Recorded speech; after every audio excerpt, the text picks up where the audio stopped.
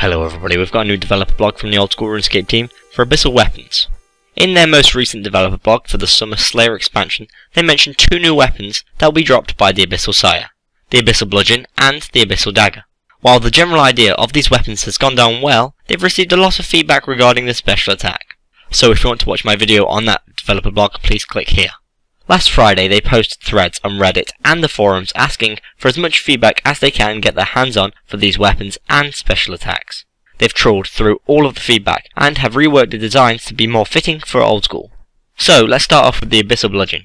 The Abyssal Bludgeon is a two-handed weapon that requires 70 attack and strength to equip.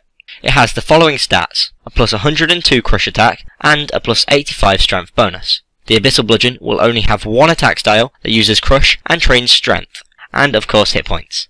It will hit once every 4 ticks, which is the same rate as the scimitar. This makes the Abyssal Bludgeon lower DPS than the Abyssal Whip Dragon Defender combination, while making it superior to the Zamorak Caster Dragon Defender combination.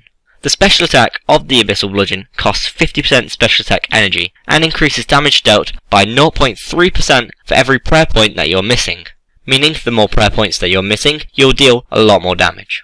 Which I quite like the idea of, because it encourages people to play with lower prayer points, meaning you could introduce more riskier strategies, such as what we get with things like Darox. Moving on, we've got the Abyssal Dagger. The Abyssal Dagger is a one-handed weapon that requires 70 attack to equip, and it has the following stats: 75 stab attack and 75 strength bonus. These stats leave the Abyssal Dagger slightly weaker than the Zamorak Caster, but with the attack styles to train attack, strength or defense. The special attack of the Abyssal Dagger costs 50% special attack energy. The special attack hits twice in quick succession, just like a Dragon Dagger, with 15% reduced damage. If the first hit deals damage, so will the second, meaning both hits deal damage or neither do.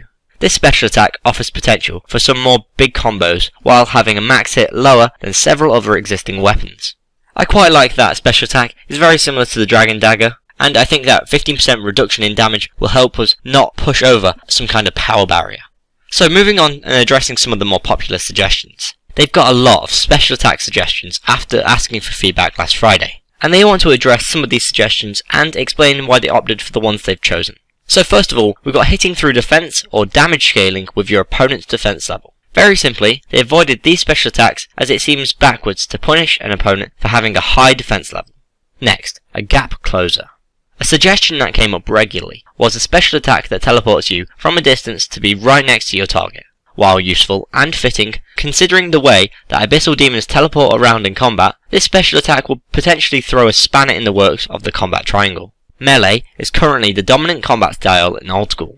The main disadvantage of melee is the inability to attack from a distance. Offering a melee gap closer would be a blow to mages and rangers in the wilderness. And finally, defense draining.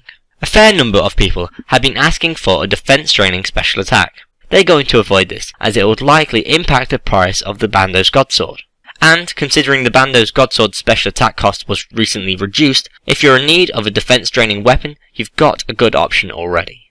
As always, they'll be watching out for all further feedback, so if you've got anything, let them know what you think. Personally, I think they've improved these weapons. Before, I didn't really like the idea of the sort of burn or bleed effect that the weapon was going to have. I don't really consider that sort of attack an old school attack, and to me, the sound of these new special attacks feel more fitting for old school. If you want to discuss these weapons, please go on the forums or in my comments below. If you're interested in the old school RuneScape competitive tournament, please click here for the news post about applying to be a part of that. And if you want to watch my video on the latest update to old school RuneScape, please click here for resizable mode. If you've enjoyed this video, please like and share, and if you want to keep up to date with the old school RuneScape updates, devblogs and polls, please subscribe. I've been Lewis, thanks for watching, goodbye.